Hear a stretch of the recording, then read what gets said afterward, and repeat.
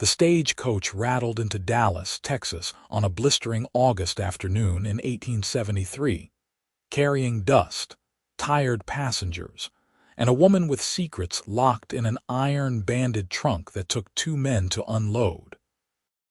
Katherine Vaughn stepped down onto the wooden sidewalk, wearing a traveling dress that had seen better days. Her dark hair pinned severely back beneath a hat that had lost its decoration somewhere between St. Louis and here. She was 22 years old, though the weariness in her eyes might have belonged to someone older. The trunk hit the ground with a heavy thud that made passers-by turn and stare, but Katherine kept her gaze straight ahead, her jaw set in a way that suggested she had grown accustomed to carrying burdens heavier than luggage. Isaac Keller was shoeing a horse outside the livery stable when he first saw her. He had just finished hammering the final nail when something made him look up, maybe the way the light caught her profile, or maybe just the unusual sight of a woman traveling alone with belongings that substantial. At 25, Isaac had seen his share of newcomers pass through Dallas. Most were running from something or chasing a dream that would turn to dust in their hands. He had learned not to ask too many questions. The West had a way of swallowing the past whole if you let it. The trunk sat on the sidewalk like a monument while Katherine spoke with the stagecoach driver about her bags. Isaac watched as she pressed payment into the man's hand and then turned to assess her surroundings. Her eyes swept past the general store, the saloon, the church with its whitewashed steeple, and finally landed on the boarding house across the street. Mrs. Henderson's establishment was respectable enough, taking in single women and families passing through, though Katherine had the look of someone planning to stay. Isaac set down his hammer and crossed the dusty street before he could think better of it. His boots kicked up small clouds with each step, and he was suddenly aware of the soot on his leather apron and the sweat dampening his shirt. "Madam," he said, touching the brim of his hat, "that trunk looks like it could use some help getting where it needs to go." Katherine turned to him, and up close he could see that her eyes were the color of creek water in spring, gray-green and clear. There was a wariness in her expression, the kind that came from being disappointed too many times. "I can manage," she said, but her voice lacked conviction.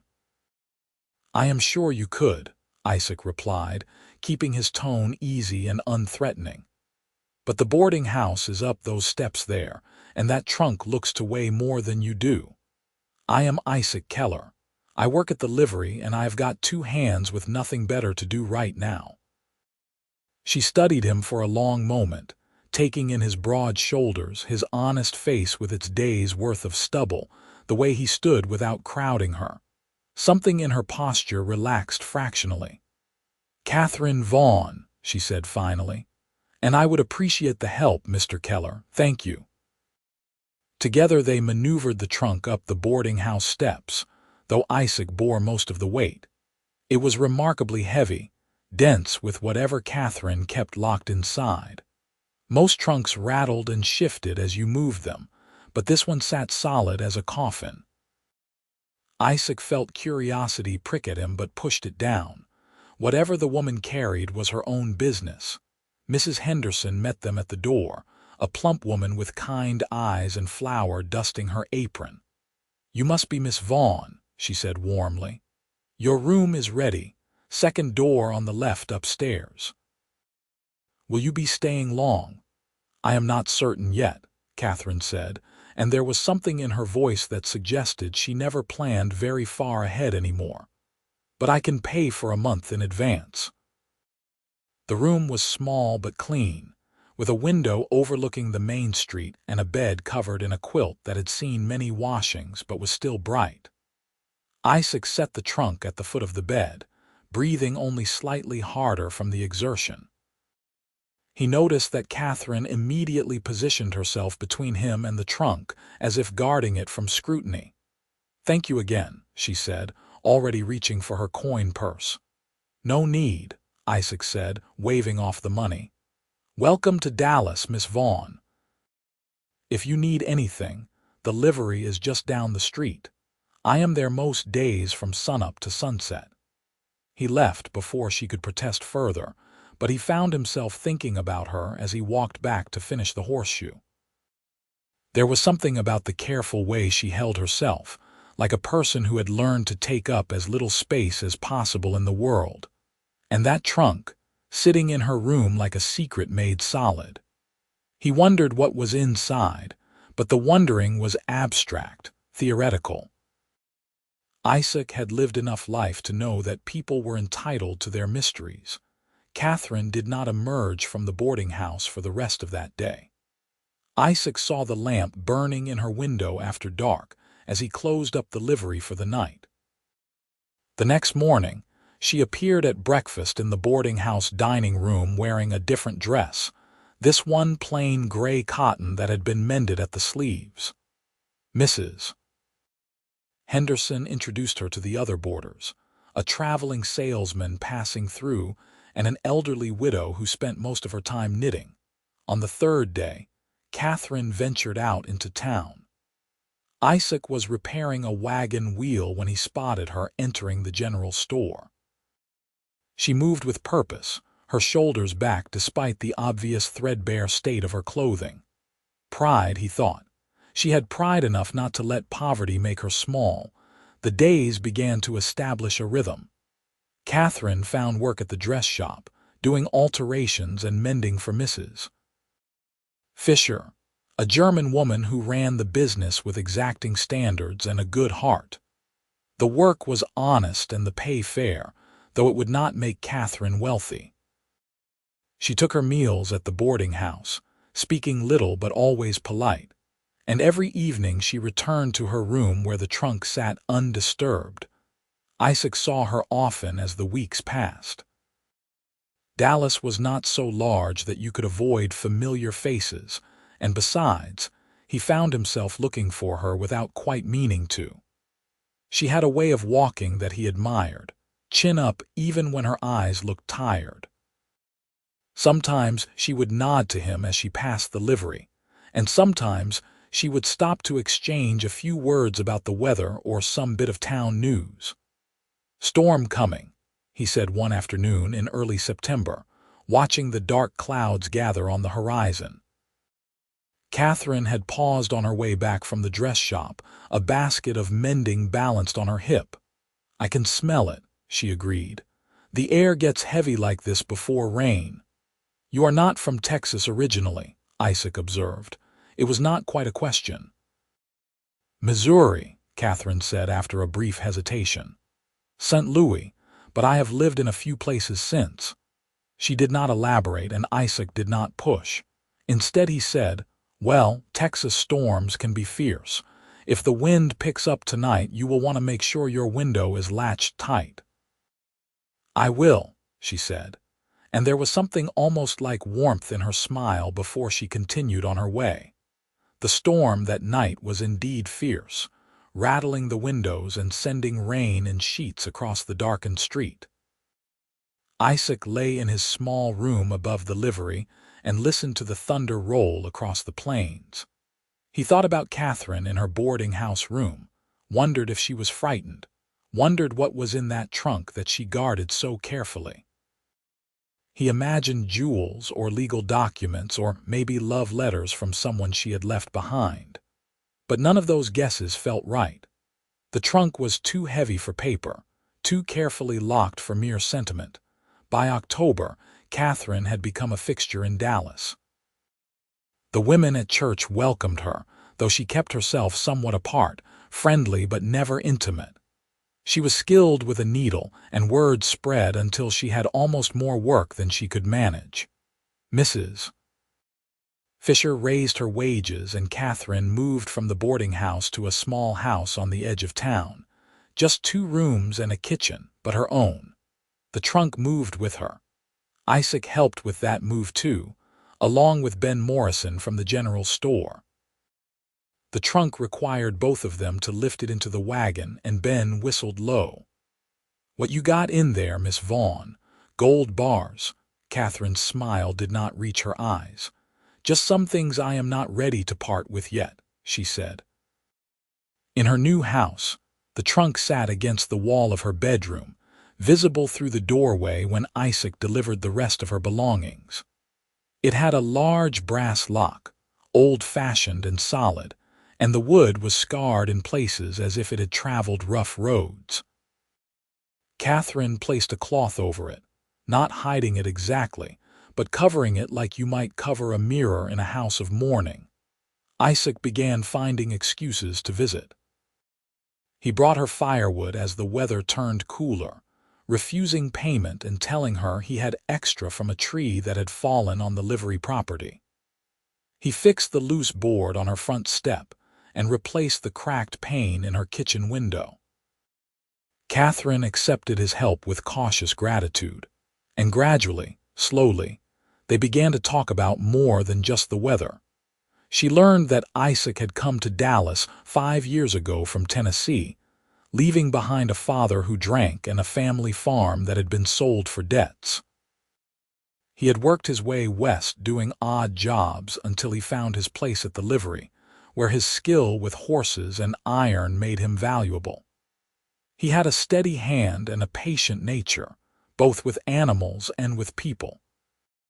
He learned that Catherine loved reading but rarely had money for books, that she could identify birds by their songs, that she had a fear of deep water that she would not explain. She spoke little of her past, and what she did share came in small pieces, carefully selected. There had been family in St. Louis, she said once. They were not close anymore. There had been reasons she had to leave, but those reasons remained locked as tight as her trunk. Winter came to North Texas, not harsh by northern standards but cold enough. Catherine's house had a small stove that heated the main room, and she hung blankets over the doorways to keep the warmth in.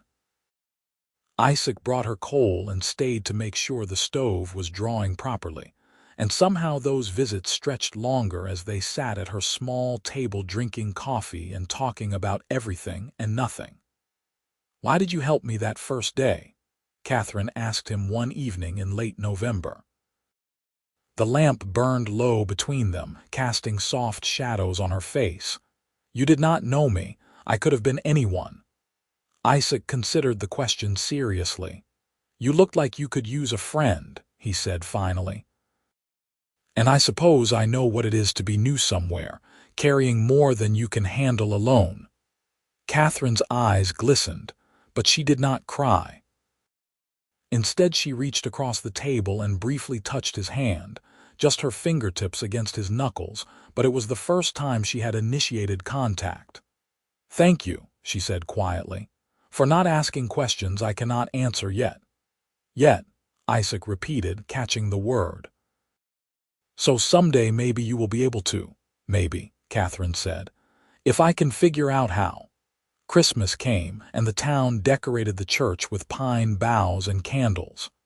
Catherine attended the service in a dress she had made herself from fabric Mrs. Fisher had given her, deep blue that brought out the color of her eyes. Isaac sat 3 rows behind her and watched the lamplight play in her hair, and knew with sudden certainty that he was falling in love with this woman and her mysteries. After the service there was pie and coffee in the church hall, and Isaac gathered his courage. "Miss Vaughn," he said, hat in his hands, "I wonder if you might allow me to call on you properly, with intentions, I mean." Catherine looked up at him, and for a moment he saw fear flicker across her face, but then something else replaced it, something that looked like longing. "Mr. Keller," she said softly, "there are things about me you do not know, things that might change your mind." "I know enough," Isaac said. "I know you are kind and hardworking. I know you have faced troubles you will not speak of and you are still standing. I know when I see you my day gets better. That is enough for me." "But the rest," Catherine said, and her voice caught, "the parts I have not told you, they matter." "They are yours to share or not share," Isaac said firmly. "I am not asking you to open anything you want to keep closed. I am just asking if I can spend time with you, get to know you better, see where this might go.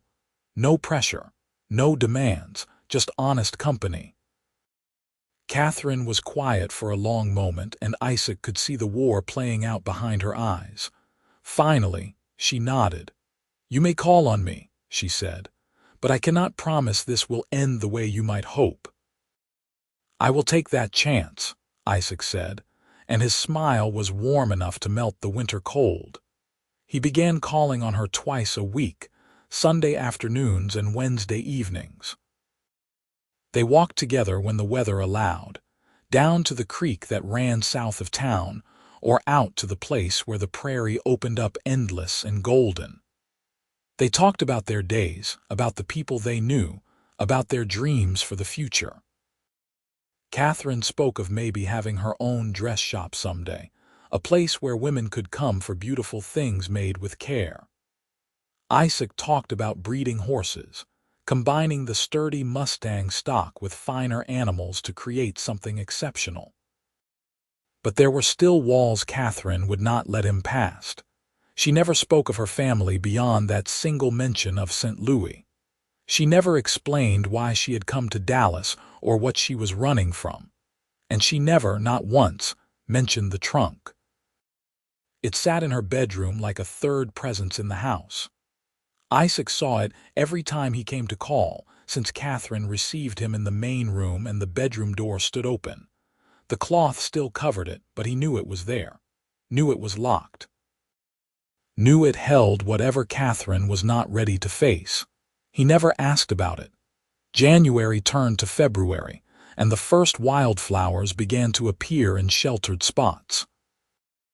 Isaac brought Katherine a handful of early bluebells, and she put them in a glass jar on her table where she could see them while she sewed. She was smiling more now, the wariness easing from her shoulders. She let Isaac hold her hand as they walked. She leaned against him when they sat on her porch step watching the sunset. "I have not been this happy in a very long time," she told him one evening, her head resting on his shoulder. "It frightens me." "Why does it frighten you?" Isaac asked, his arm around her waist. "Because good things do not last," Katherine said. "Not in my experience. Something always comes to break them." "Maybe this time will be different," Isaac suggested. "Maybe you are allowed to have good things that stay." Katherine did not answer, but she held him tighter. In March, a stranger came to town. He was a rough-looking man who asked questions at the saloon about new arrivals, about women traveling alone, about anyone who might have come from Missouri. The bartender mentioned it to Isaac when he came in for a drink after work. "Seems like he is looking for someone," the bartender said, wiping down the bar. "Gave me the creeps, if I am honest, something hard in his eyes." Isaac felt cold settle in his stomach. "What did you tell him?" "Nothing," the bartender said. "Did not like his manner, and besides, I mind my own business. But he is staying at the hotel. Asked about the boarding house too, and the dress shop." Isaac did not waste time. He went straight to Katherine's house and knocked on the door with more urgency than he intended. She opened it looking startled, a half-sewn dress in her hands. "What is wrong?" she asked immediately, seeing his face. "There is a man in town asking questions," Isaac said. "About women from Missouri, about newcomers. Katherine, is someone looking for you?" The color drained from her face. She swayed slightly, and Isaac caught her elbow to steady her. "I knew it," she whispered. "I knew I could not stay hidden forever." "Come inside," Isaac said, guiding her to a chair. He knelt beside her, taking her cold hands in his. "Tell me what is happening. Let me help you." Katherine's breath came fast and shallow. For a long moment, Isaac thought she might faint, but then she seemed to gather herself, pulling strength from somewhere deep. "His name is probably Richard Carson," she said, her voice shaking. "Or he sent someone to find me. He is my husband." The word hit Isaac like a blow. "Your husband," he repeated. "In name only," Katherine said quickly. "I left him 2 years ago. I have been running ever since." Isaac forced himself to stay calm to listen. "Tell me," he said again. And finally, after months of silence, Katherine opened the door on her past. She had been 19 when she married Richard Carson in St. Louis, the daughter of a shopkeeper who had died and left her with debts. Richard had been charming at first, a businessman with money and prospects. The marriage had seemed like salvation, but charm had turned to control within weeks, control to cruelty within months. Richard had wanted a wife who would be silent and obedient, who would accept his rages and his fists without question. Katherine's voice was flat as she spoke, reciting facts rather than reliving feelings. Isaac listened with his jaw clenched tight, fury building in his chest. "I stayed for a year," Katherine said. "I kept thinking it would get better. That I could be good enough, quiet enough, perfect enough that he would stop. But it only got worse. So I started planning. I saved every penny I could hide. I packed a trunk with everything I would need to start over. And one night when he was away on business, I left." "The trunk," Isaac said, understanding flooding through him. Katherine nodded. "Everything I own is in that trunk. Clothes, yes, but also my mother's silver that I could not bear to sell. Legal papers, my father's ledgers, everything I might need to prove who I am. And money. Every bit I have saved from working here, it goes into that trunk because I have never stopped believing that someday I will have to run again. And it is locked because," Isaac started. "Because if I open it, if I take things out and make a real life here, then I am admitting I have stopped running," Katherine finished. "But I cannot stop running, Isaac. Richard will never let me go. He does not love me, but I am his property in his mind. He has looked for me in every town I have stopped. I thought maybe here, maybe far enough from Missouri, he would give up, but he has not." Isaac stood up and began to pace, his mind racing. "You cannot run again," he said. "Every time you run, you are alone and vulnerable. Here you have people who care about you, you have me." "And what can you do against a man like Richard?" Katherine asked, and there was defeat in her voice. "He has money, he has connections.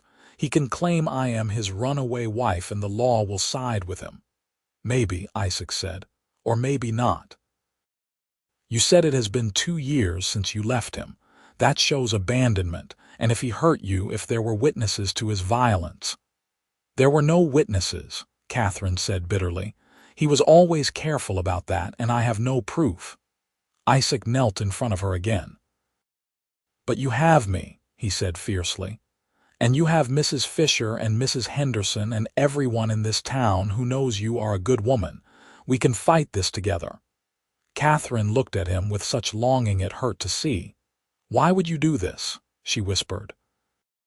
"Why would you risk yourself for my troubles?" "Because I love you," Isaac said simply. "I think I have loved you since that first day with the trunk, and love means standing beside someone even when it is hard, especially when it is hard." Tears spilled down Katherine's cheeks the first time Isaac had seen her cry. "I love you too," she said. "That is why I should leave, to protect you." "No," Isaac said firmly. "No more running. We face this together." The next day the stranger came to the dress shop. Isaac was waiting outside, having closed the livery early. He had asked Ben Morrison to come with him, wanting a witness. When the man approached, hard-eyed and mean-mouthed, Isaac stepped forward. "Can I help you with something?" Isaac asked, his tone neutral but his stance blocking the shop door. "I am looking for my wife," the man said. He was well dressed, but there was something oily about him, something that made Isaac's skin crawl. "Katherine Carson. I have reason to believe she is in this town." "And who might you be?" Isaac asked. "Richard Carson of St. Louis," the man said. "My wife ran away 2 years ago. I have been searching for her ever since, worried sick. A man in the saloon mentioned there was a woman here from Missouri, working at this dress shop." "That would be Miss Katherine Vaughn," Isaac said deliberately, "and she is not married." Richard's eyes narrowed. She is using her maiden name, of course, to hide from me, but she is my wife, legally married, and I have come to take her home. Well now, Isaac said slowly, that presents a problem. See, Miss Vaughn is under the protection of the people of this town, and we do not take kindly to men who come here making claims without proof. I have proof, Richard snapped. Marriage certificate, witnesses back in St. Louis. I can wire for documentation. You do that, Isaac said. In the meantime, Miss Vaughn stays where she is. If you have legal business, you can conduct it through the sheriff, but you will not be bothering her directly. Richard took a step closer, his face flushing with anger. Now you listen here. I do not know what lies she has told you, but that woman is mine, and I will have what is mine. She is not property, Isaac said, his own anger rising. And if you try to force anything, you will find yourself facing more than you bargained for. For a moment the two men stood nearly nose to nose, tension crackling between them.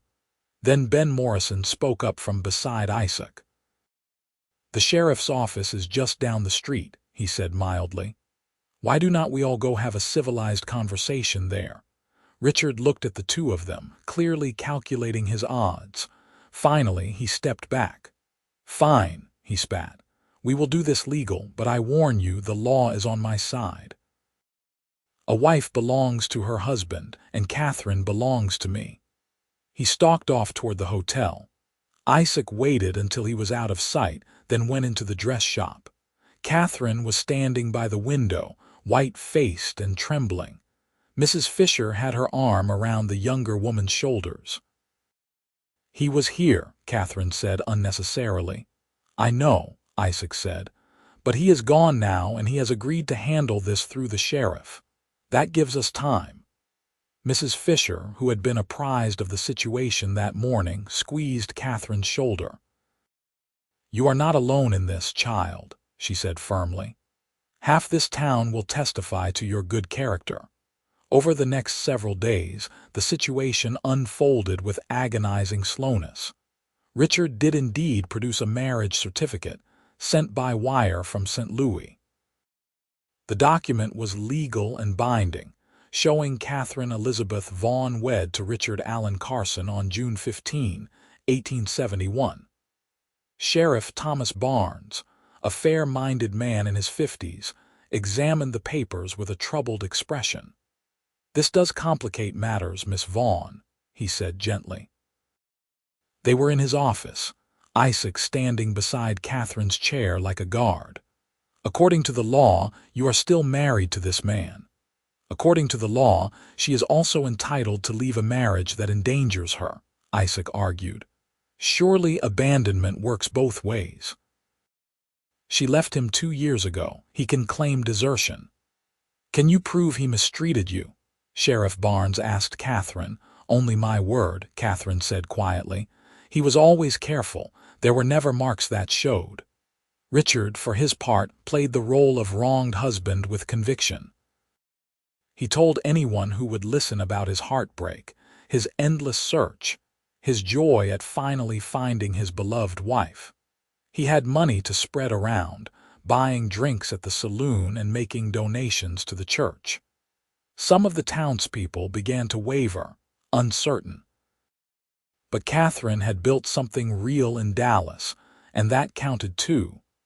Mrs. Fisher spoke passionately about her skill and character. Mrs. Henderson described the frightened woman who had arrived with only a trunk and determination.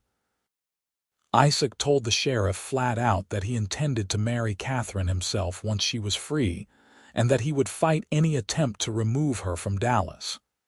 This is highly irregular, Sheriff Barnes said, rubbing his face wearily. Legally, Mr. Carson has the right to his wife. But I am inclined to think there is more to this story than he is saying, and I will not force a woman to go with a man she clearly fears. So what happens now? Isaac asked. Now we wait for the circuit judge, Sheriff Barnes said. He will be through in 3 weeks. We will let him make the final determination. 3 weeks. 21 days of uncertainty, of Richard Carson prowling around town like a predator, of Katherine jumping at every shadow. Isaac spent as much time as possible at her house, often sleeping on her porch with his rifle across his knees, refusing to leave her unprotected. "You do not have to do this," Katherine told him on the 5th night, bringing him coffee in the cool darkness. "You have already risked so much." "There is nowhere else I would rather be," Isaac said truthfully. "Besides, I sleep just fine under the stars." Katherine sat down beside him on the porch step, close enough that their shoulders touched. "If the judge rules in Richard's favor," she began. "He will not," Isaac said firmly. "But if he does," Katherine persisted. "I want you to know that these past months have been the happiest of my life. You have shown me what it means to be cared for without conditions, to be trusted. That is a gift I will carry with me no matter what happens." Isaac set down his coffee and turned to face her. "Katherine Vaughn," he said, "I am going to marry you, not someday, not maybe. We are going to win this fight, and then we are going to build a life together. I am as certain of that as I am of the sunrise." Katherine's smile was tremulous but real. "How can you be so sure?" "Because I have seen what you are made of," Isaac said. "You survived a man who tried to break you. You built a new life from nothing. You are the strongest person I know, and that kind of strength does not lose." On the 15th day of waiting, something shifted.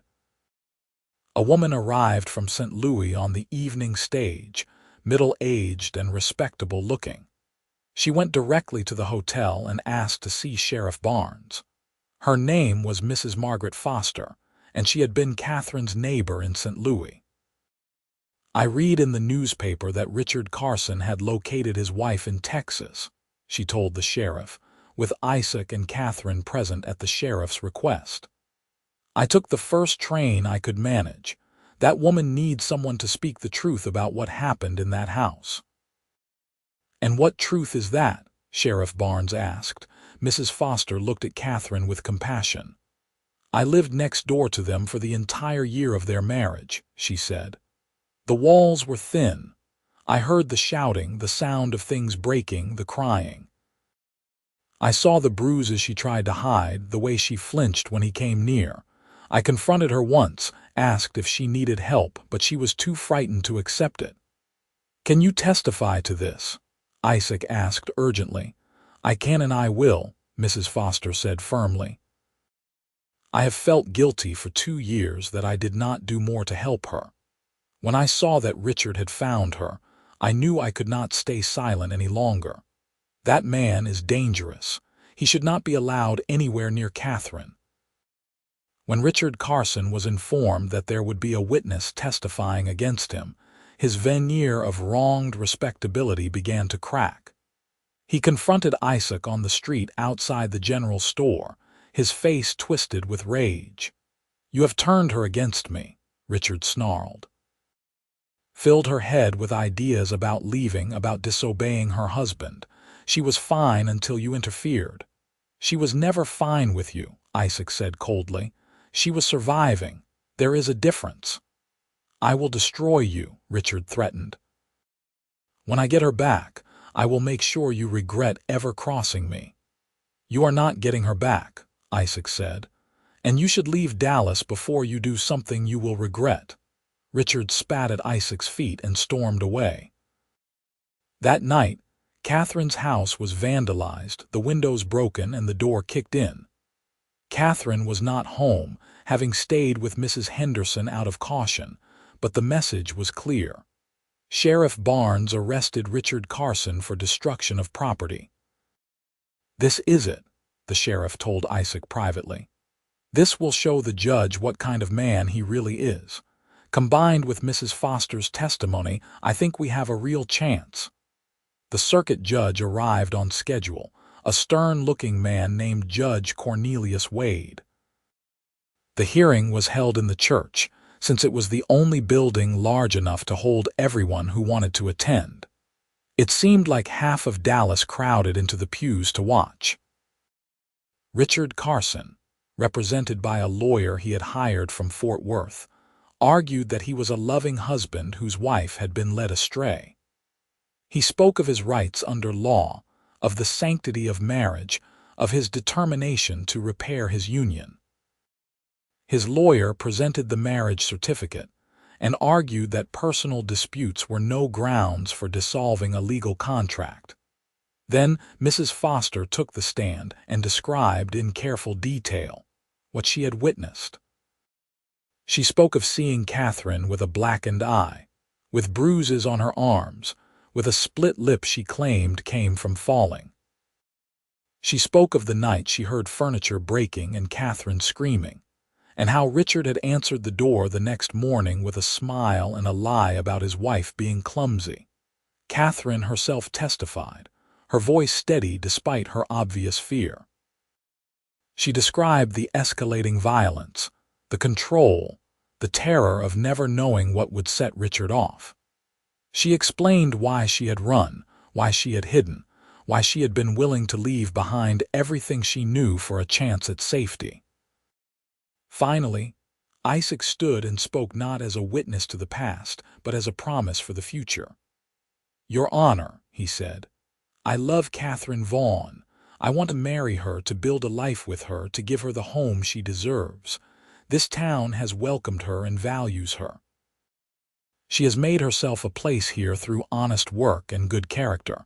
Sending her back to a man who hurt her would not be justice. It would be cruelty." Judge Wade listened to it all with an impassive face. When the arguments were finished, he sat in silence for several long minutes while the church held its collective breath. Finally, he spoke. "I have heard cases like this before," he said. "They are never easy, because the law is often not equipped to deal with the complexities of human relationships. Legally, Mr. Carson has a claim. Marriage is a binding contract. However, that contract is predicated on mutual care and respect. When one party violates that fundamental expectation through violence and abuse, the contract is effectively void." Richard half rose from his seat. "Your Honor, I object." "Sit down, Mr. Carson," Judge Wade said sharply. "I am not finished. Based on the testimony I have heard, particularly from Mrs. Foster, who has no personal stake in this matter, I believe that you did indeed abuse your wife. The vandalism of her property here in Dallas further demonstrates your capacity for violence when you do not get your way. Therefore, I am granting Katherine Vaughn a legal separation from you.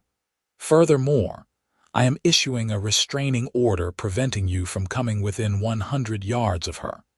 If you violate this order, you will be arrested and prosecuted to the full extent of the law."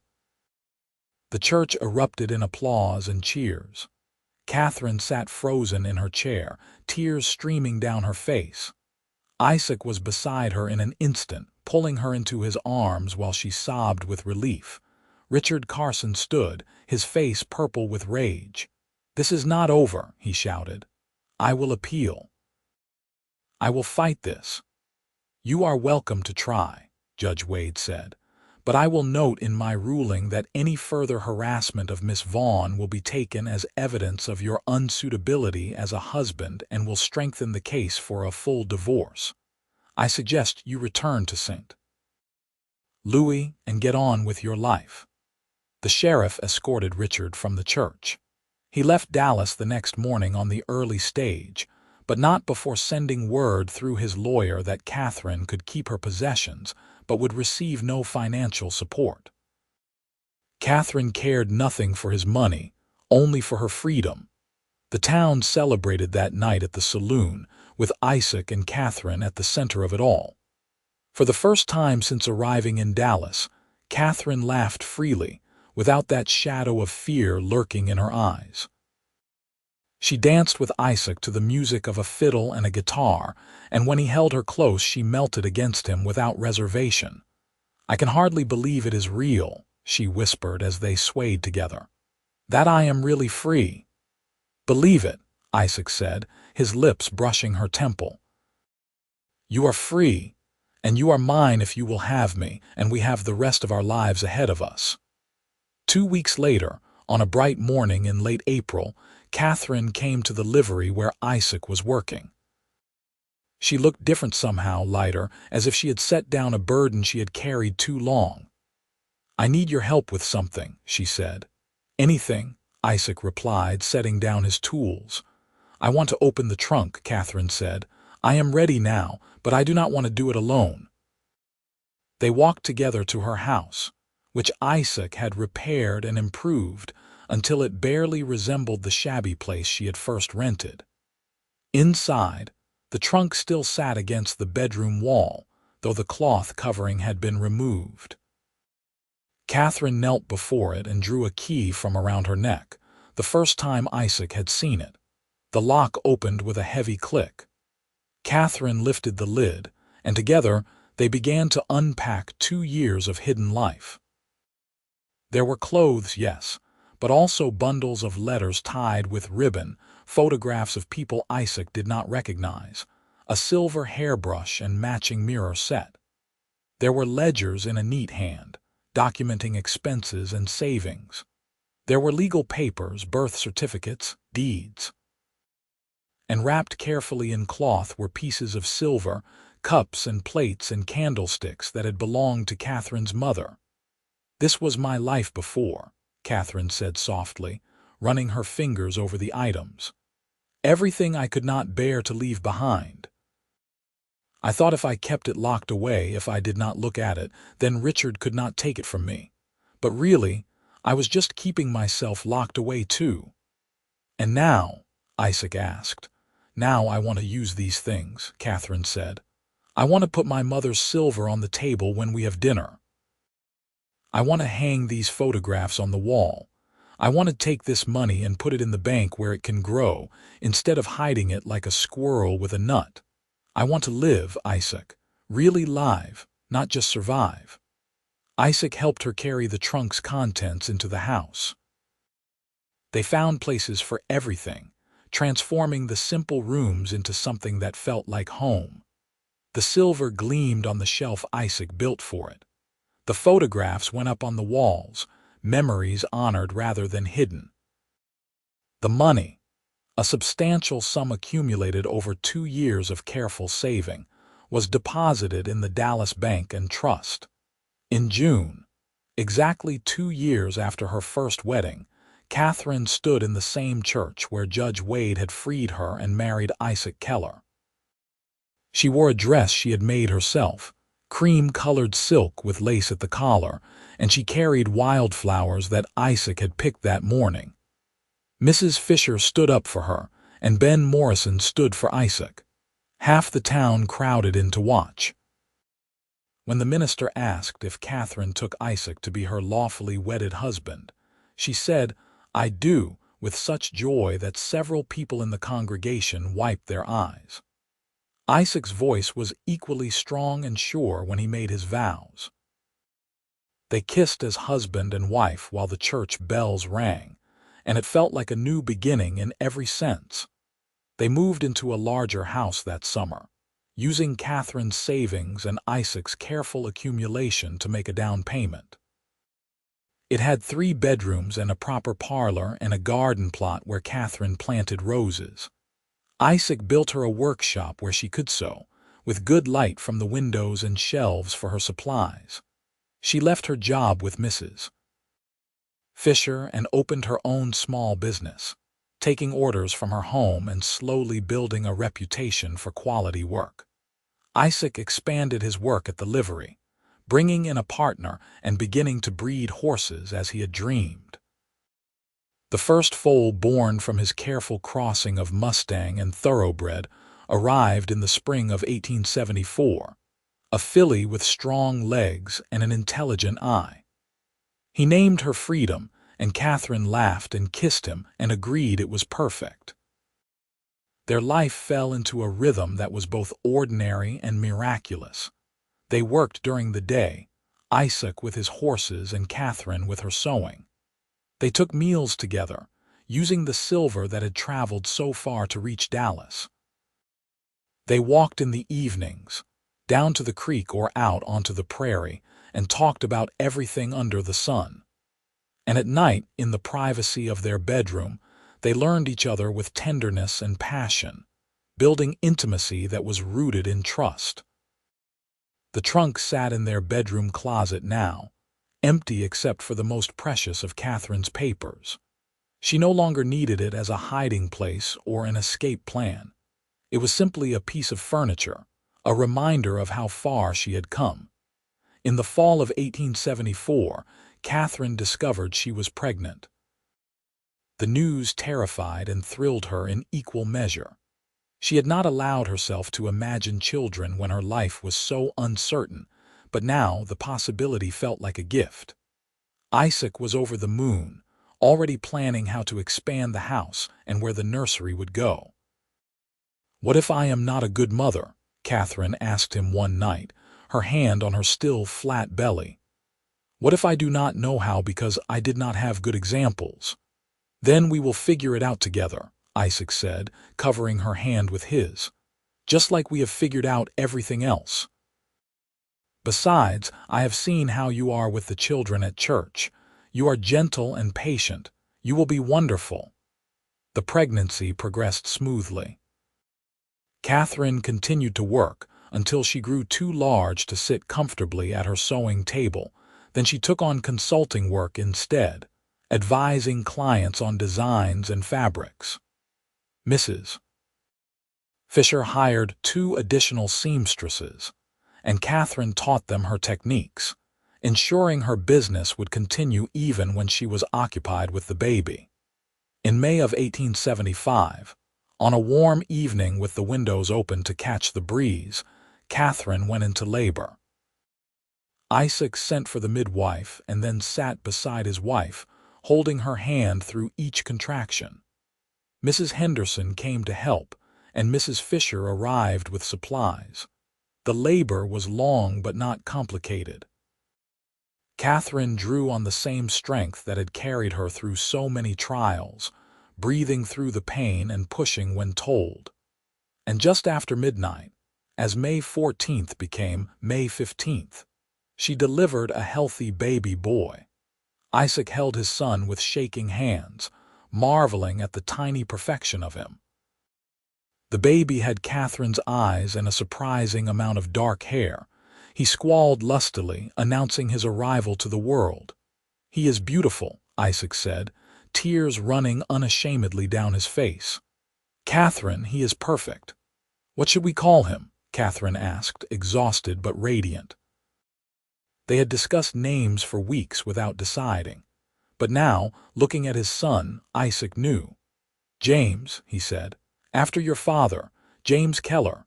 Katherine smiled and reached for the baby. Isaac placed him in her arms and watched as his wife and son bonded in those first precious moments. His family, his heart, living outside his body. James was a good baby, healthy and strong. He nursed well and slept in reasonable stretches and brought joy to everyone who met him. Isaac proved to be a devoted father, rising for nighttime feedings and changing diapers without complaint. He built a cradle with his own hands, sanding it until it was smooth as silk. Katherine discovered that motherhood suited her. She was patient with James's crying and delighted in his first smiles. She sang to him in the evenings, old songs her own mother had sung, and watched him grow with wonder. The years passed in a gentle succession. James learned to walk and talk, becoming a bright, curious child who followed his father around the livery and asked endless questions. In 1877, Katherine became pregnant again, and this time the labor was shorter and easier. Their daughter arrived in February 1878, a tiny thing with blonde hair and lungs that could wake the dead. "What about hope?" Katherine suggested, looking down at the baby. "Because that is what she represents. Everything I hoped for and thought I would never have." Isaac agreed, and Hope Elizabeth Keller was christened on a cold Sunday in March. James, now almost 3, was intensely curious about his sister and wanted to help with everything, from diaper changes to feeding. Isaac and Katherine supervised his help with patient good humor. The Keller family became a fixture in Dallas. Isaac's horse breeding operation grew successful, and Katherine's sewing business evolved into a small shop that employed 3 women. They were not wealthy, but they were comfortable, able to provide for their children and save for the future. In 1879, word reached them that Richard Carson had died in St. Louis, killed in a barroom brawl over a card game. The news should have brought Katherine relief, but instead she felt only a distant sadness for the waste of a life. She had long since stopped fearing him, had moved so far past that chapter of her existence that he seemed almost unreal. "Does it bother you?" Isaac asked. Hearing about his death, Katherine considered the question seriously. "No," she said finally. "I think I mourned what he could have been a long time ago. His actual death changes nothing for me. I have been free of him since the day Judge Wade ruled in my favor." They stood together on their porch, watching James and Hope play in the yard. James was building something elaborate with wooden blocks while Hope toddled around, occasionally knocking over his constructions and making him laugh despite his exasperation. "You ever think about that day?" Isaac asked. "When you first arrived with that trunk?" "Often," Katherine said. "I think about how lost I felt, how certain I was that I would never stop running, never have a real home. And I think about you, this kind cowboy who helped me without asking for anything in return." "I got everything in return," Isaac said, pulling her close. "I got you. I got this life. That is more than I ever dreamed of." In 1880, Dallas celebrated its rapid growth. The town had expanded significantly since Katherine's arrival 7 years earlier, with new businesses and homes spreading out in all directions. The railroad had come through in 1879, bringing more trade and more people. Isaac and Katherine watched the changes with interest, seeing opportunity in the growth. They expanded their house again, adding a second story with proper bedrooms for the children and a library where Isaac kept his books on horse breeding, and Katherine stored her fashion magazines. The old trunk found a new home in the attic, cleaned and polished but no longer needed. James started school in the fall of 1880, walking to the new schoolhouse with a slate and a lunch pail packed by his mother. Hope, at 2.5, missed her brother terribly during school hours and would sit by the window waiting for him to return. Katherine took advantage of the quieter mornings to expand her business, hiring a manager to run the shop so she could focus on design and custom orders. In 1881, Katherine discovered she was pregnant for a 3rd time. This pregnancy was harder than the previous 2, with morning sickness that lasted well into the 4th month and exhaustion that sent her to bed early every night. Isaac worried, but the doctor assured them that some pregnancies were simply more difficult. Their 3rd child arrived in January 1882, another daughter. She was smaller than her siblings had been, but fierce, with a cry that demanded attention. They named her Grace Margaret Keller, and she proved to have a personality to match her arrival. With 3 children, the house was lively and full. James, now 6, took his role as big brother seriously, helping to entertain Hope and fetch things for the baby. Hope, at 4, was a sweet-natured child who loved helping her mother in the garden. Baby Grace was demanding and willful, but she brought laughter with her intensity. Isaac and Katherine fell into bed exhausted most nights, but they were happy. The life they had built together was not always easy, but it was good, rooted in love and mutual respect. They made decisions together, raised their children together, built their businesses together. In 1883, Mrs. Foster came to visit from St. Louis. She had kept in irregular correspondence with Katherine over the years, and now she wanted to see the life her testimony had helped make possible. She stayed for 2 weeks, marveling at the children and the home and the obvious love between Isaac and Katherine. "You have done well for yourself," Mrs. Foster told Katherine on her last evening as they sat on the porch watching the sunset. "I am so glad I made that trip to testify. Look at what it helped create." "I will be forever grateful," Katherine said sincerely. "You gave me my freedom. Everything else flowed from that." After Mrs. Foster left, Katherine found herself thinking about the past more than usual.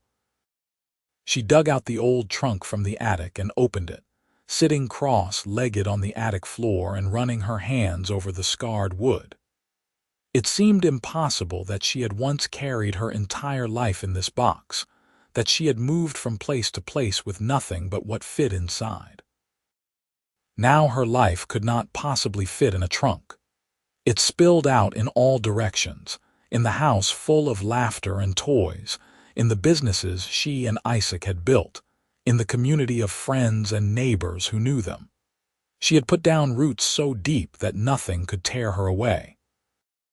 James found her there, this serious-faced 8-year-old who looked so much like his father. "Mama, what are you doing?" he asked. "Just remembering," Katherine said. "Come here, let me tell you a story." She told him in terms he could understand about being young and scared and alone. About coming to Dallas with nothing but a locked trunk, about meeting his father and learning what real love looked like. James listened with wide eyes, processing this glimpse of his mother as a person separate from just being Mama. "Were you very scared?" he asked when she finished. "I was," Katherine admitted, "but I did it anyway. And I found out that being brave does not mean you are not afraid. It means you do what you need to do even when you are afraid." "And Papa helped you," James said. "It was not a question." "Papa helped me," Katherine agreed. "He loved me even when I could not tell him everything. He trusted me to share my story when I was ready. That taught me what love really means." James hugged her then, his thin arms tight around her neck. "I am glad you came to Dallas," he said. "Otherwise I would not be here." Katherine laughed and kissed the top of his head. "Neither am I, sweetheart. Neither am I." In 1885, Isaac's horse breeding operation had grown successful enough that he took on 2 apprentices and purchased additional land for pasture. His horses were known throughout North Texas for their stamina and intelligence, and he had orders for more than he could fill. He worked long hours but came home every evening for dinner with his family, prioritizing that time together above all else. Katherine's dress shop had evolved into a respected business. She employed 6 seamstresses now and took orders from as far away as Houston and San Antonio. Wealthy women would travel to Dallas specifically to commission gowns from Katherine Keller, whose designs were both elegant and practical. But she never let the business consume her. Family always came first. The children were growing. James at 10 was tall and thoughtful, already showing an aptitude for working with animals. Hope at 7 was artistic, always drawing and painting, seeing beauty everywhere. Grace at 3 was a whirlwind, into everything, fearless and fierce. Isaac and Katherine watched them with pride, seeing how different they were from each other and loving each unique personality. In the fall of 1885, Katherine stood in her garden harvesting the last of the autumn vegetables and found herself overwhelmed with gratitude. 12 years since that dusty August day when she had arrived in Dallas. 12 years since Isaac had offered to help carry an impossible burden. She had been so certain then that good things could not last, that happiness would be stolen from her. But here she stood, roots deep in Texas soil, surrounded by abundance. A husband who loved her unconditionally, 3 healthy children, a thriving business, a home that was truly hers. The trunk sat in the attic, a reminder of harder times but no longer a symbol of fear. It was just part of her history now, one piece of the journey that had brought her here. Isaac found her there among the tomato plants, tears streaming down her face. "Katherine," he said, concerned. "What is wrong?" "Nothing is wrong," she said, laughing through her tears. "Everything is right. I was just thinking about how far we have come, how different my life is from what I feared it would be." Isaac pulled her into his arms, and they stood together in the golden afternoon light. "You did that," he said. "You were brave enough to run, brave enough to stop running, brave enough to trust me with your heart. I just had the good sense to recognize something precious when I saw it." "We did it together," Katherine corrected. "You showed me that love does not demand all your secrets, that trust can be built slowly, that I could be myself, even the broken parts, and still be worthy of love." "You were always worthy," Isaac said firmly. "You just needed to believe it." That night, after the children were in bed, Isaac and Katherine sat in their parlor. The house was quiet, filled with the peaceful silence that comes after a full day. Katherine was mending one of James's shirts while Isaac read a book on animal husbandry.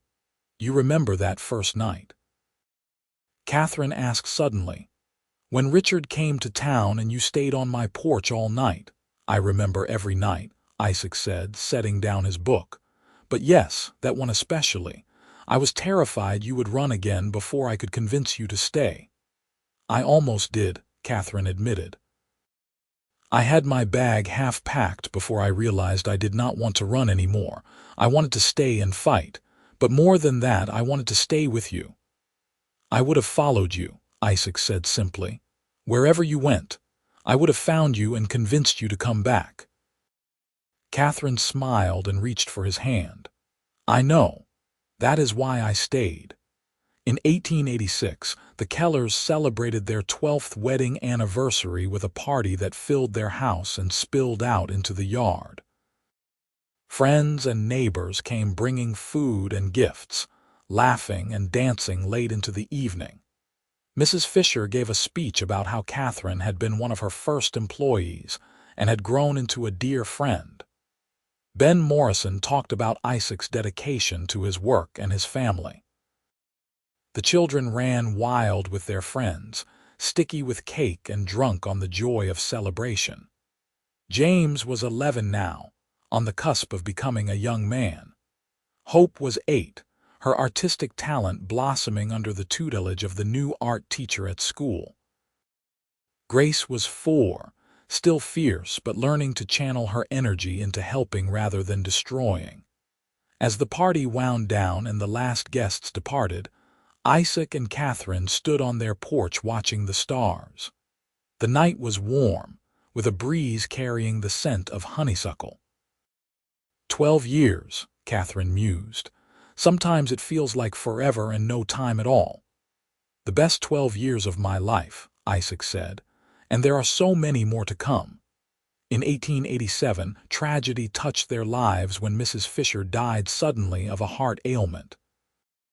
Katherine grieved deeply for the woman who had given her a chance when she was a stranger, who had stood beside her during the trial, who had become like a mother to her.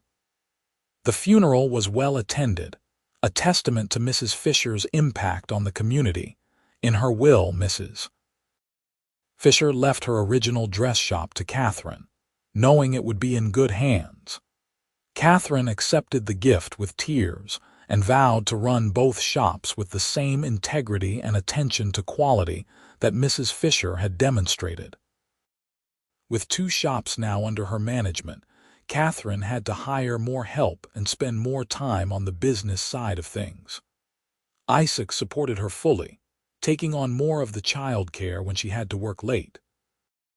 They moved through this adjustment as they moved through everything, together, communicating constantly and supporting each other. James began helping at the livery after school, learning his father's trade. He had a natural way with horses, gentle but firm, and Isaac glowed with pride watching his son work. Hope spent hours at the dress shop, sketching designs and learning to sew from the seamstresses. Grace was too young yet to show a particular aptitude, but she helped wherever she could, fetching and carrying with enthusiasm. In 1888, Katherine received a letter from a lawyer in St. Louis. Her mother's sister, an Aunt Katherine had not seen since childhood, had died and left Katherine a small inheritance. It was not a fortune, but it was substantial enough to make a difference. Katherine and Isaac discussed what to do with the money and decided to invest it in land, purchasing property north of Dallas where Isaac could expand his breeding operation. The additional land allowed them to take on more horses and hire additional workers. The business grew, and with it their prosperity. But success never changed who they were at their core. They remained active in church, generous with those in need, committed to raising their children with strong values. In 1889, James turned 14 and announced that he wanted to apprentice full-time with his father rather than continue school. Isaac and Katherine discussed it at length, weighing the value of education against their son's clear passion and aptitude. Finally, they agreed, with the stipulation that James would continue studying at home, reading books on animal husbandry, business, and history. Hope, at 11, was flourishing in school. She had won a prize for her artwork at the county fair and talked about maybe becoming a painter someday. Katherine encouraged her daughter's dreams while also teaching her practical skills, believing that women needed to be able to support themselves regardless of whether they married. Grace, at 7, was finally starting to settle into a personality that was still fierce but more focused.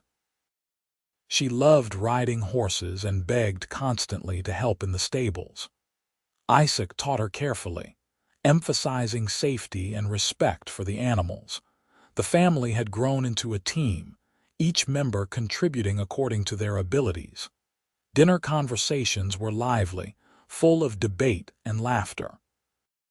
Sunday afternoons were for family time, often spent on picnics down by the creek or visiting friends. In 1890, on a cool evening in November, Katherine and Isaac sat on their porch and watched their children play in the yard. James was teaching Hope to lasso a fence post while Grace provided running commentary and suggestions. The light was golden, slanting through the trees, and everything felt perfect. "You ever miss Missouri?" Isaac asked. It was a question he had never asked before. Katherine considered it seriously. "I miss my father sometimes," she said. "And my mother, though I barely remember her. I miss the girl I was before Richard, though I do not know if I can really miss someone I never truly got to be. But Missouri itself? No, Dallas is my home. This is where my life really started." "Our life," Isaac corrected gently. "Our life," Katherine agreed. She reached for his hand, their fingers intertwining with the easy familiarity of long marriage. "Do you know what I was thinking about earlier?" "Tell me," Isaac said. "That trunk," Katherine said. "How I used to think of it as my escape plan, my insurance policy against disaster. I was so certain I would need to run again that I kept everything locked away, ready to grab and go, but I have not even thought about that trunk in years. It is just storage now, holding winter blankets and old clothes the children have outgrown." "You do not need an escape plan anymore," Isaac said. "You have a home, you have people who love you, you have roots." "I have you," Katherine said simply. "That makes all the difference. You gave me the space to heal at my own pace. You loved me even when I could not tell you why I needed to be loved in that particular way. That kind of patience, that kind of trust, it changed everything." Isaac pulled her close, and they sat in comfortable silence as the evening deepened around them. The children's laughter floated on the air, mixing with the sounds of crickets and a distant owl. This was peace, Katherine thought. This was what she had been running toward all along, even when she thought she was just running away. In 1891, Hope entered a prestigious art competition in Fort Worth and won second place. The family made a trip to see her work displayed in a gallery, staying in a hotel and treating it like an adventure. Hope was 13 and blossoming into a confident young woman, sure of her talents and her place in the world. James at 16 was nearly a man, tall and strong from working with horses. He had Isaac's steady temperament and Catherine's determination. Several young women in town had started finding excuses to visit the livery, but James was oblivious, focused entirely on his work. Grace at 9 was still wild, but in the best way. She could ride better than most grown men, had a head for numbers that surprised her teachers, and possessed an intensity that promised great things. She asked endless questions and accepted no answer that did not make complete sense. Katherine looked at her daughters sometimes and marveled at their confidence, at the way they moved through the world expecting to be taken seriously. They had never known the fear she had lived with, never learned to make themselves small and quiet. That was her gift to them, she thought. The freedom to be fully themselves. In 1892, Isaac's father died in Tennessee. They had not been close, but Isaac felt the loss nonetheless. He took the train east for the funeral, bringing James with him to meet relatives the boy had never known. They were gone for 2 weeks, and Katherine managed the house and businesses with Grace's enthusiastic help. When Isaac returned, he seemed changed somehow, quieter but more settled. "I made peace with some things," he told Katherine that night in their bedroom. "My father was not a good man in many ways, but he was still my father. Going back helped me remember the good parts and let go of the rest." "I am glad," Katherine said, holding him. They had both come so far from the damaged people they had been, both healed by time and love in each other. In 1893, Dallas celebrated its 20th anniversary as an incorporated city. The town that Katherine had arrived in 20 years ago was almost unrecognizable now. Streets were paved, electric lights were being installed, telephones were becoming common in businesses.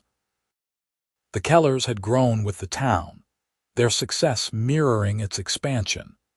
James at 18 was running much of the day-to-day operation of the horse business, freeing Isaac to focus on breeding programs and expansion.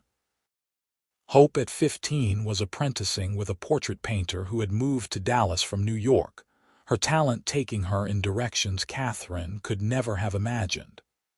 Grace at 11 was talking about becoming a veterinarian, though such things were unheard of for women. Katherine at 42 was still beautiful, her dark hair now threaded with silver but her eyes as clear as ever. She ran her 2 dress shops with efficiency and creativity, employing 15 women now, and providing them with fair wages and good working conditions. She remembered what it was to be desperate for honest work, and she made sure her employees never felt that desperation. Isaac at 45 was distinguished, his temples gray but his body still strong from physical work. His horses were known throughout Texas and beyond, sought after for their quality and temperament. He took pride in his work but never let it consume him. Family always came first. In 1894, something unexpected happened.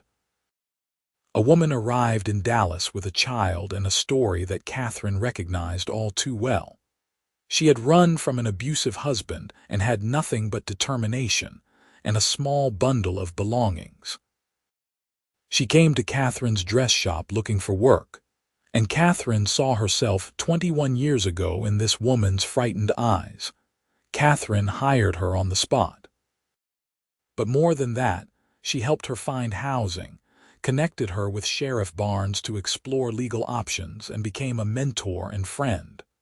The woman, Sarah, could not understand why a stranger would help her so generously.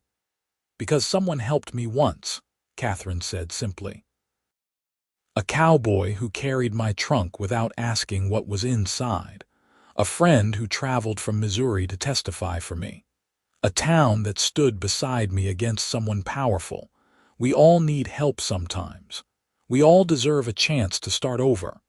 Sarah's case did not go as smoothly as Katherine's had. Her husband was more careful, more connected, and the judge ruled in his favor. But by then, Sarah had saved enough money to disappear properly, to go somewhere he would never find her. Katherine gave her contact information for friends in California and enough money for the journey. "Why are you doing this?" Sarah asked through tears. "You barely know me." "I know enough," Katherine said. "I know you deserve to be safe. I know your child deserves to grow up without violence. That is enough." After Sarah left, Isaac found Katherine crying in their bedroom. "I could not save her," she said. "Not the way I was saved. The law failed her." "But you gave her a chance," Isaac said, pulling her into his arms. "You gave her money and information and hope. That is not nothing. That might be everything." In 1895, James announced that he was courting Anna Morrison, the daughter of their old friend Ben. Katherine and Isaac were delighted, having watched the young woman grow up and knowing she was sensible and kind. The courtship was proper and sweet, and in the spring of 1896, James and Anna were married.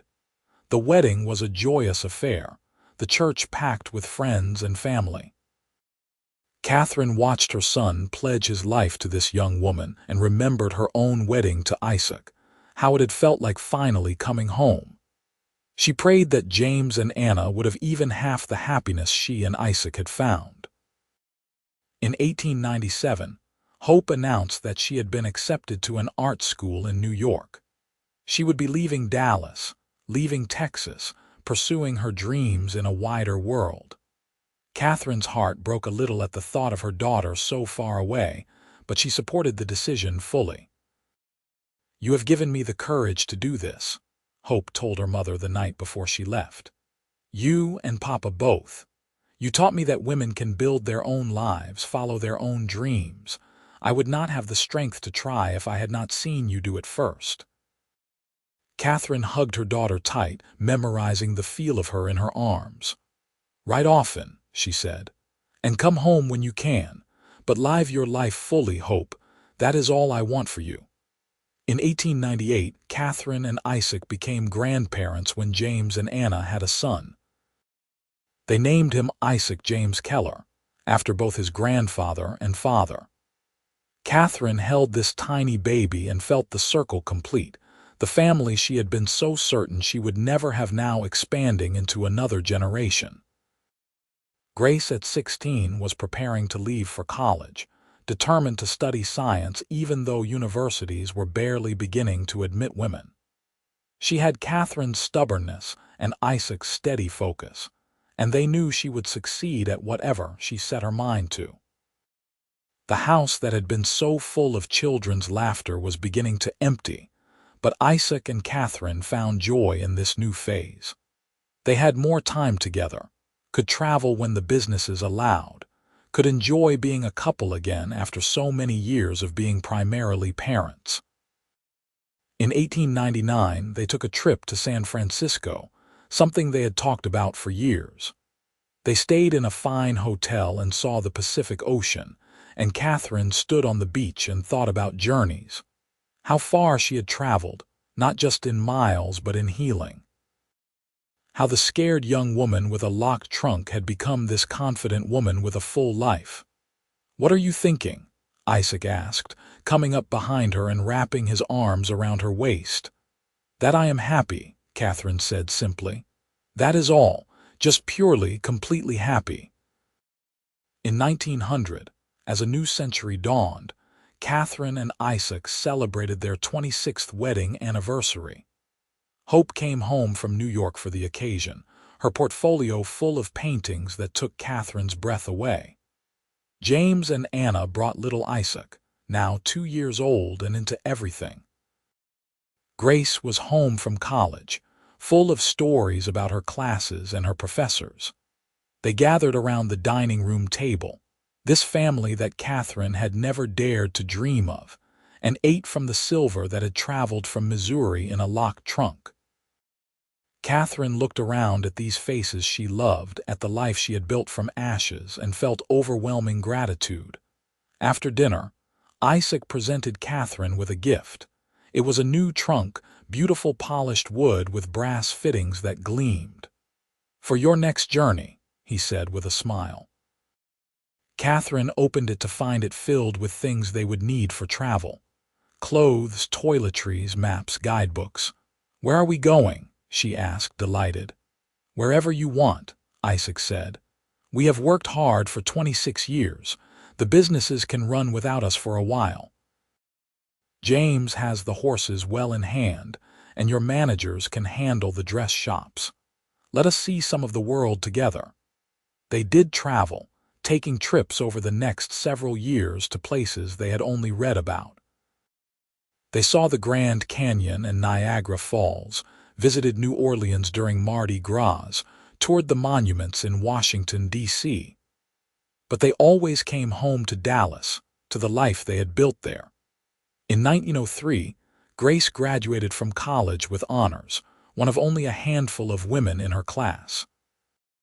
She came home to Dallas and opened a practice treating animals, facing skepticism and prejudice, but slowly winning over farmers and ranchers with her skill. Katherine could not have been prouder. In 1905, Hope married a fellow artist she had met in New York, a kind man who respected her talent and supported her work. They had a small wedding in Dallas, and Hope promised to visit often. Katherine gained a second son-in-law and felt her family expanding in beautiful ways.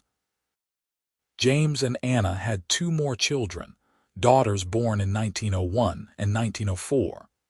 The Keller grandchildren filled the house with noise and joy when they visited. Isaac built them a tree house, and Katherine taught them to sew. The circle of life continued, each generation building on the foundation the previous one had laid. In 1907, Isaac turned 60.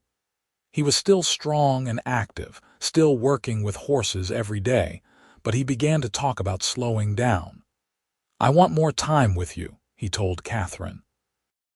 "We have earned some rest." They began to hand over more responsibility to James, gradually stepping back from the day-to-day operations. Katherine did the same with her dress shops, promoting her senior manager to partner and reducing her own hours. They had worked hard for over 30 years. It was time to enjoy the fruits of that labor.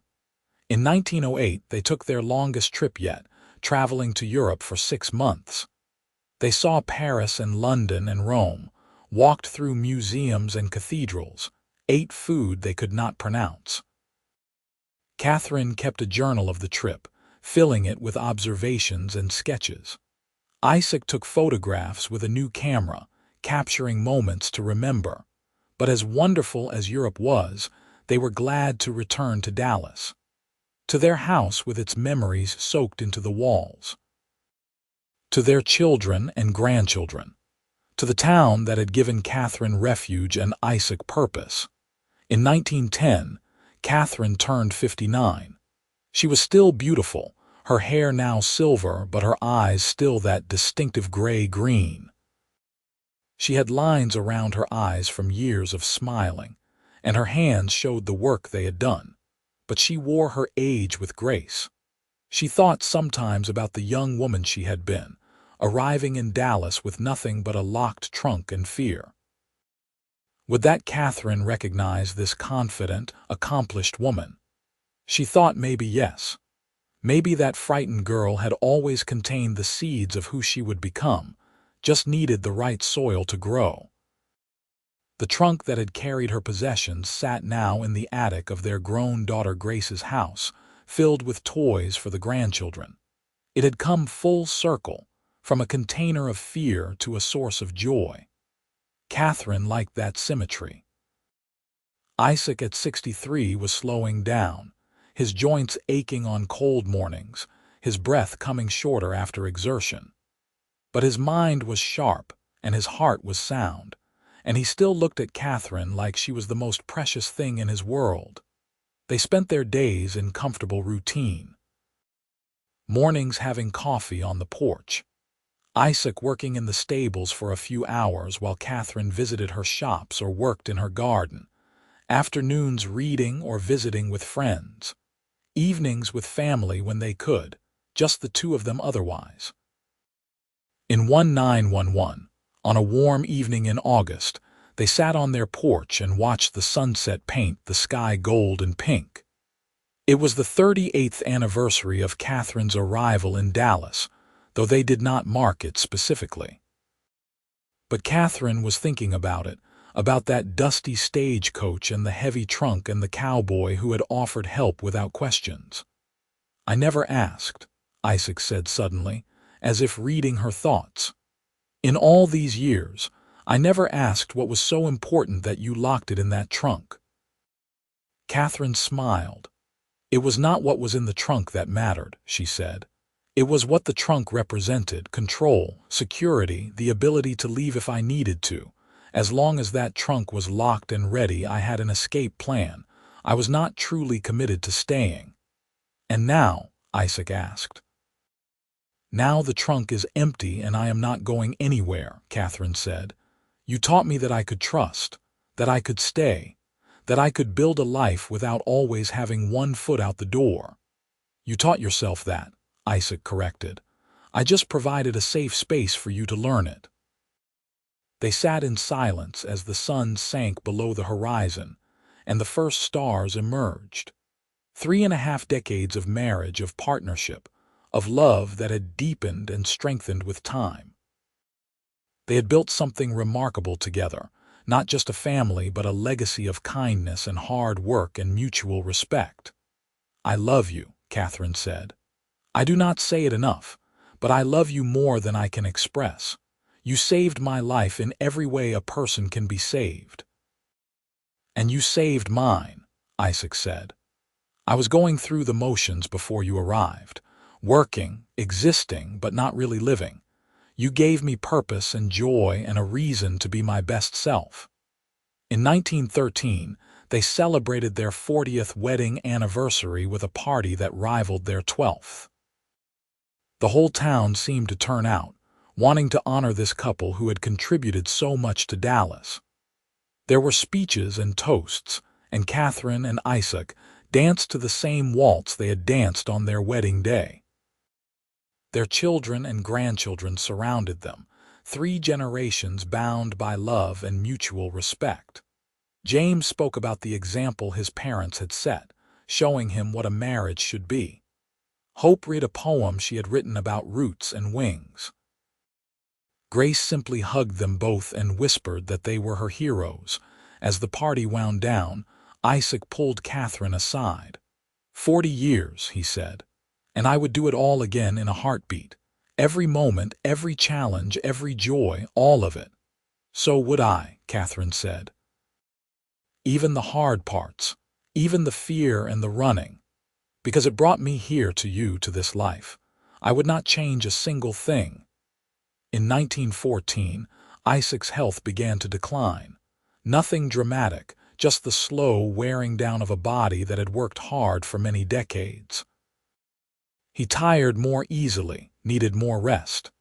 Katherine adjusted their routine without comment, making sure he was comfortable, consulting with doctors, spending every possible moment by his side. I am not ready to leave you, he told her one night, fear in his eyes for the first time she could remember. Then do not, Katherine said firmly. Stay with me. We still have time, I can feel it. And they did have time, several more good years. Isaac rallied, taking better care of himself, pacing his days. They celebrated his 70th birthday in 1915 surrounded by family. He met 2 more grandchildren, Hope's twins born in 1916. He saw James's oldest son, Isaac James, graduate from school and begin working with horses, continuing the family tradition. In 1917, as the world went to war across the ocean, the Kellers focused on their own world, their family and community.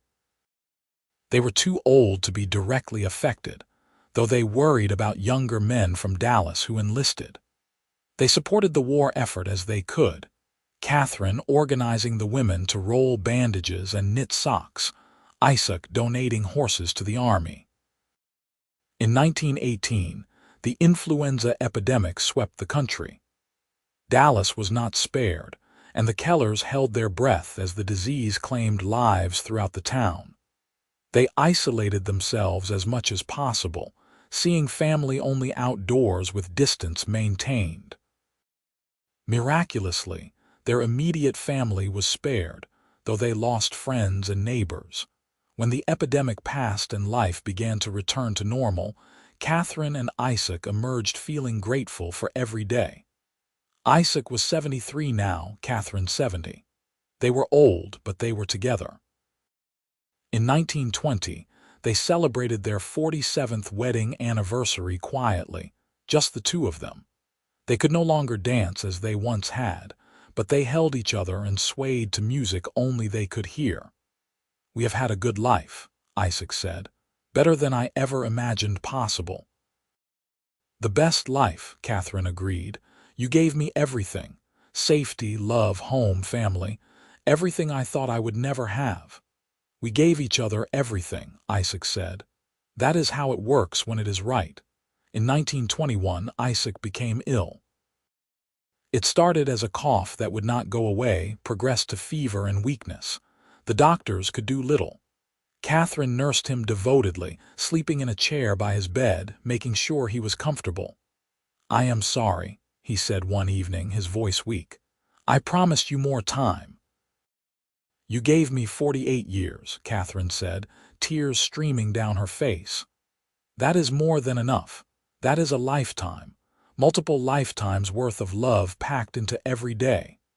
"The trunk," Isaac said, and Katherine was not sure if he was confused or making a point.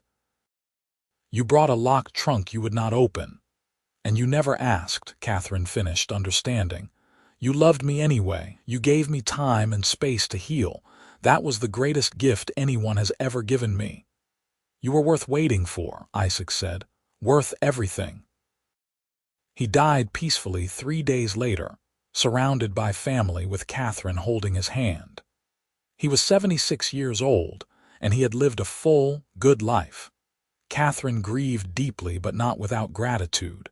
She had loved and been loved. She had built a life beyond her wildest dreams. She had raised 3 incredible children and watched her grandchildren grow. She had turned fear into strength, running into roots, locked secrets into open honesty. She lived for several more years, staying active in her businesses and her grandchildren's lives. She traveled to New York to visit Hope and to the family ranch to see James. She watched Grace's practice thrive and helped babysit great-grandchildren when they began arriving, but she missed Isaac with every breath. The house felt too quiet without him, the bed too big, the mornings too empty. In 1925, 4 years after Isaac's death, Katherine died peacefully in her sleep. She was 74 years old. In her will, she left detailed instructions. Her businesses were divided among her children.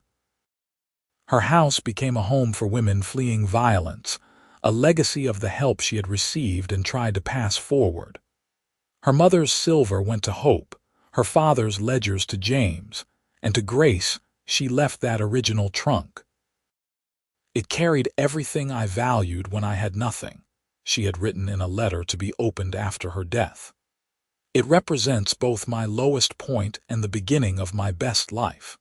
May it remind you that we all carry burdens, but we do not have to carry them alone. May it remind you that locks can be opened, that secrets can be shared, that healing is possible.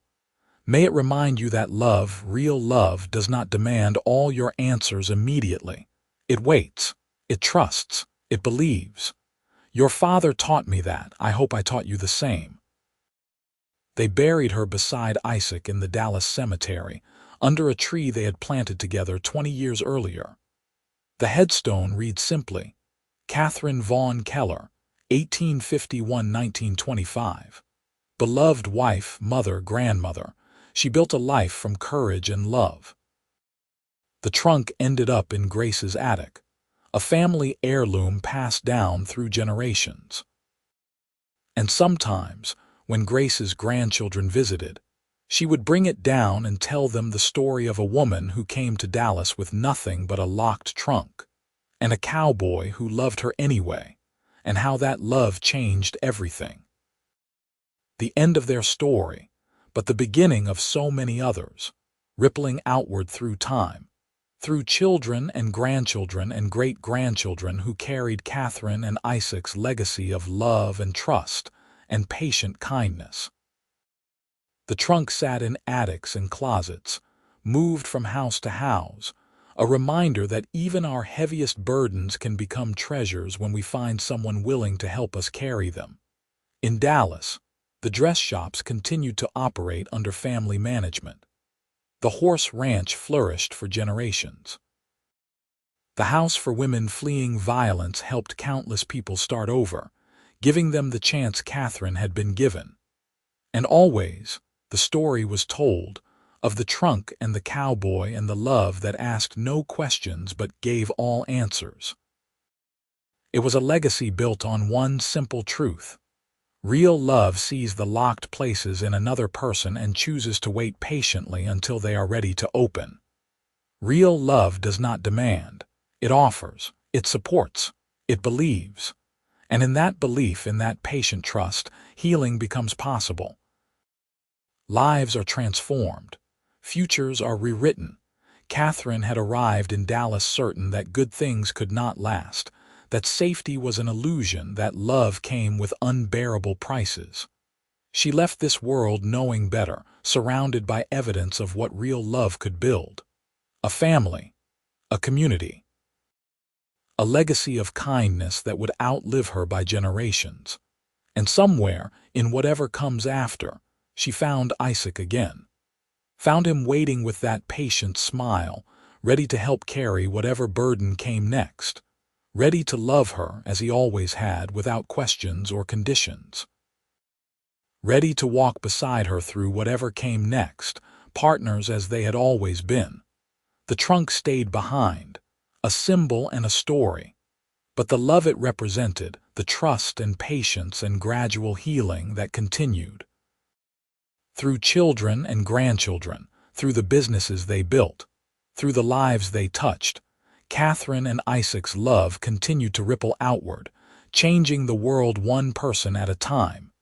It was not a story of perfection. There had been hard times and challenges, moments of doubt and fear, but it was a story of perseverance, of choosing to trust despite fear, of building slowly and steadily toward something beautiful, of love that transformed both the giver and the receiver, and in the end, that was enough. More than enough. It was everything,